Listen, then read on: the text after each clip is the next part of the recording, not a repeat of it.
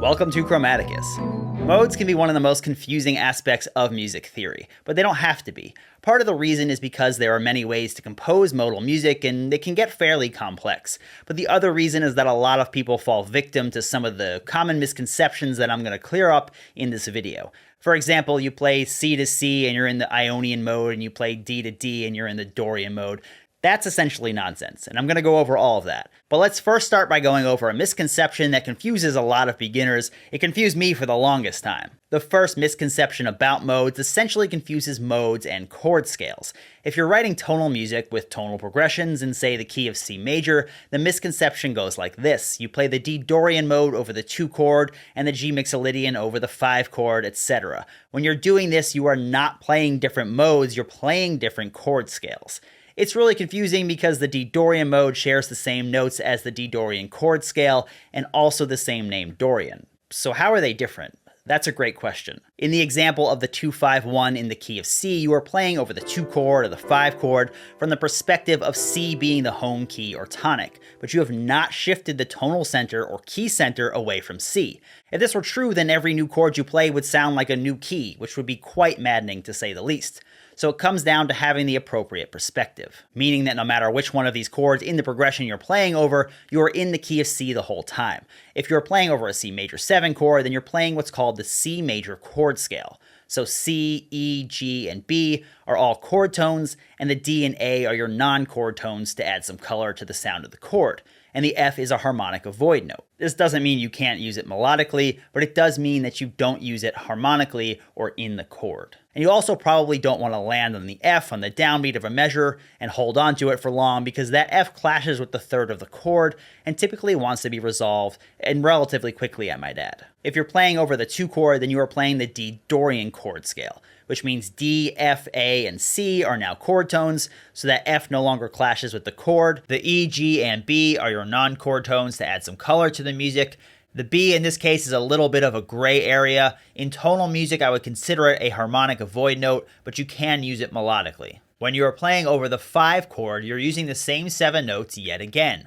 This time, the G, B, D, and F are your chord tones. The A and the E are your non-chord tones that you use for color, and the C is now the harmonic avoid note because it clashes with the third of the chord. You can use it melodically, but you're going to want to resolve it pretty quickly because of that clash with the B. So the notes remain the same for each chord scale, but the perspective and how you treat those notes over each chord has changed. So a chord scale is the appropriate scale over each chord in a tonal progression where the key center or home key doesn't change. So we're in the key of C the entire time. In order for you to actually play in different modes, you would have to take time to write music in a specific way to actually convince your ear that the key center has changed. Before we talk about changing key centers, there are 2 more things that makes modes very confusing that I want to mention. One is that there isn't one simple answer to the question, how do you compose modal music? Because there are quite a few different ways to do it. And 2, and this is where things get tricky, especially for beginners, the notes of each of the diatonic modes are exactly the same. All 7 modes from Aeolian to Locrian share all the same 7 notes.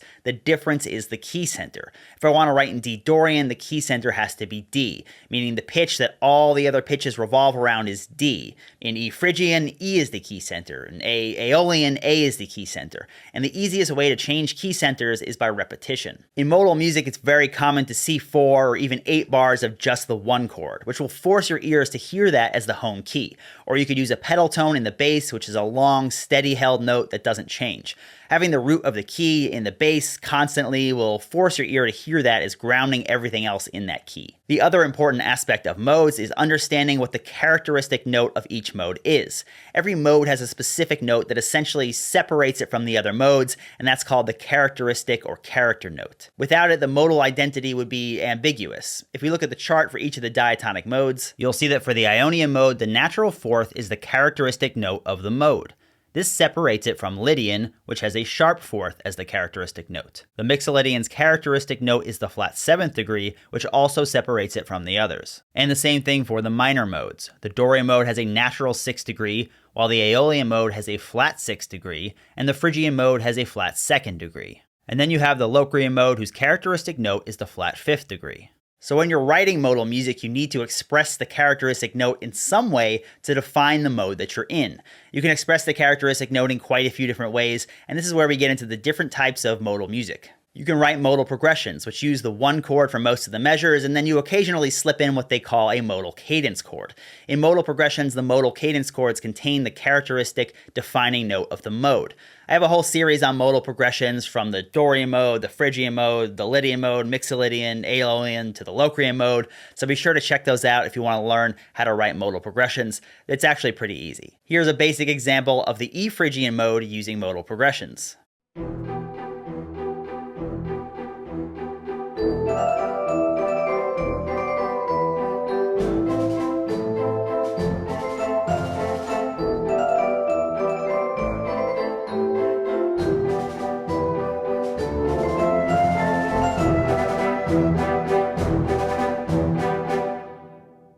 Next, there is chordal harmony, which is when you stack scale degrees in fourths instead of thirds to build your chords, which means you're exchanging chord function for color. In other words, there's no more one chord or two chord or three chord, they're all just chords that sound the color of the mode together. I will make an episode on chordal harmony at some point, so be sure to be on the lookout for that. You can also just vamp on the one chord, vamp meaning just repeating one chord over and over, and there are two ways you can do this. If we take the example of D Dorian, you can vamp on a D minor or D minor 7, and then express the characteristic note of the mode in the melody.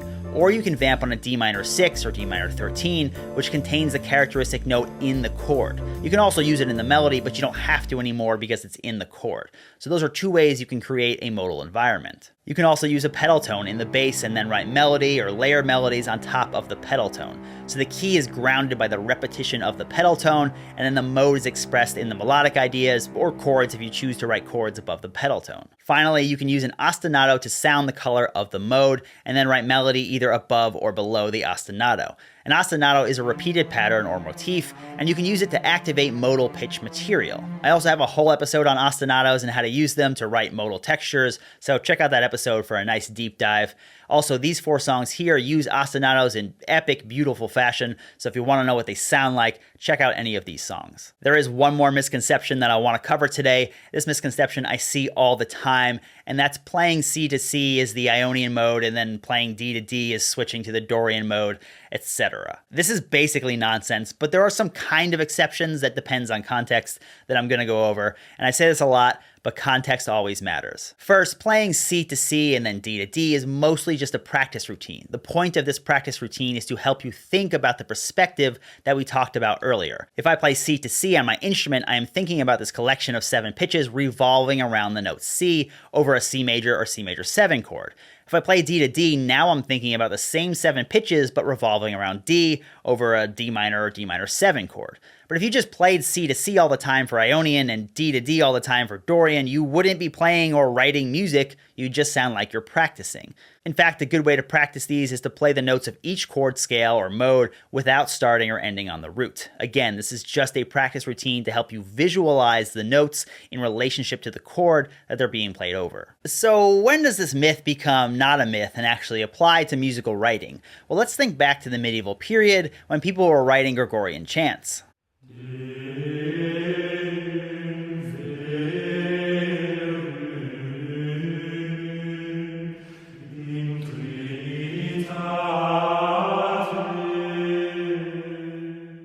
These were monophonic or unaccompanied sacred songs, a single melodic line. In this context, there is nothing else to drive your ear towards a specific key center other than the melody. There's no secondary melody, no harmony, no chords, not even a pedal tone to keep everything grounded. Does this mean that you need to play D to D to give the feeling of the Dorian mode? No. But in order to give the impression that D is the key center and Dorian is the mode, you would need to give more prominence to the note D. And you would also need the minor third in there to signal that it's a minor mode, and you would of course have to have the characteristic note of the mode somewhere in there, which in Dorian is the natural 6th degree, in this case B, and it also might not be a bad idea to at least end on the note D so that the musical phrase and all the musical energy drives your ear towards that note as the key center, but it's not necessarily a requirement. Here's an example using a simple melody played by the cello. Let's take a listen.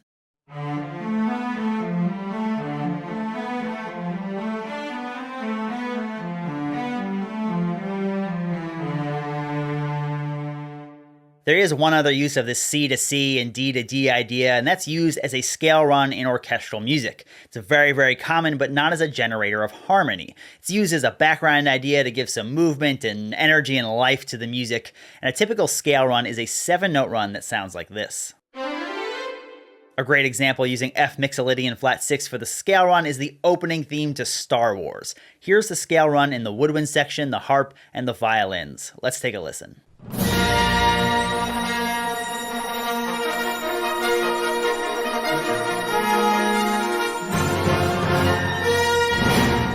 Finally, to sum up, in order to change from one mode to another, you need to convince your ear that the key center has changed. In other words, in order to play in D Dorian, your ear needs to hear D as a central pitch that all the other pitches and chords revolve around. If you want to play in F Lydian, F needs to be heard as the key center, and it takes a bit of time and a little bit of effort on the composer's part. This is why it doesn't just happen every time you play a new chord. Hopefully, by clearing up some of those confusing misconceptions, I helped you gain some perspective on and understanding of modes. If you have any questions, feel free to message me on Facebook or Instagram, or just post down below in the comments. Alright, that's going to do it for today. Thanks for watching. See you next time.